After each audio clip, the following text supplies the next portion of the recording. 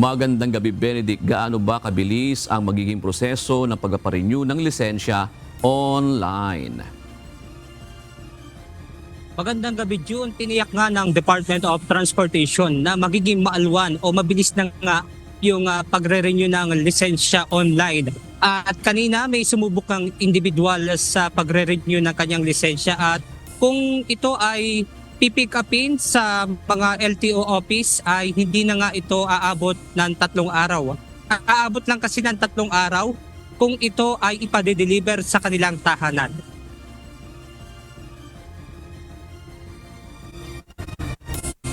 Hindi na nga kakailanganing pumila pa sa mga tanggapan ng Land Transportation Office para magpa-renew ng lisensya. Mas mabilis ang online at mas kumbinyente ang online.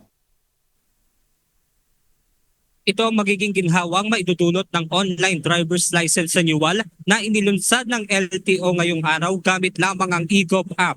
Ayon kay Transportation Secretary Vince Dizon, sa loob ng 72 hours o katumbas na 3 araw ay maaari nang makuha ang driver's license. Pwede ring mamili kung pipikapin ito sa pinakamalapit na LTO office o kung ipapadeliver sa kanilang tahanan. Kung paano kayo tumatanggap ng Lazada ninyo o ng mga online shopping ninyo, ganun din ang sistema. Again, uulitin namin, ang babayaran lang kapag courier o delivery ang pinili ay yung fee nung Air 21 o ng LBC o kung ano man. No? Walang dagdag na i-charge ang LTO.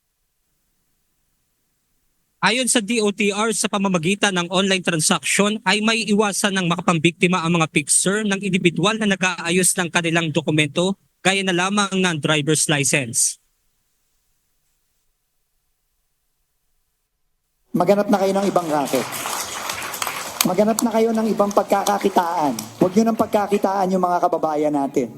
At huwag nyo nang abusuhin yung mga kababayan natin. Kasi dahil sa online driver's license renewal, hindi na kayo kailangan. Wala na kayong racket. Sa ngayon ay renewal pa lamang ng lisensya ang pwedeng gawin online, kung kaya't ang mga bago pa lamang nakukuha ng driver's license ay kinakailangan pa rin pumunta sa LTO office. Pero yun talaga ang challenge, no? Yung gusto nating siguraduhin na unang-una maayos yung practical driver's exams natin at siguraduhin natin na hindi madadaya. No, hindi madadaya at hindi how-shaw ang i-upload na practical driver's license exam. Samantala, tiniyak naman ng Department of Information and Communications Technology Secretary Henry Aguda na ligtas ang mga impormasyon na ilalagay ng sinong pang gagamit ng eGov app. In the ICT and all the apps that we do, naka-encrypt yung personal data. And if you look under the hood, hindi namin nakukuha yung specific name or information. Naka-API call siya. Ano ibig sabihin yan? Kahit na ma-intercept yung transmission, di nila malalaman kung ano yung information sa loob. Ang maganda sa eGov Super App, yung data wala sa DICT. Ang data, each agency kanya-kanya pa din. Yung kaugnay nito ay nananawagan ang DOTR at DICT na kung makaranas man ng problema habang gumagamit ng eGov app, ay i-report lamang ito sa kanila.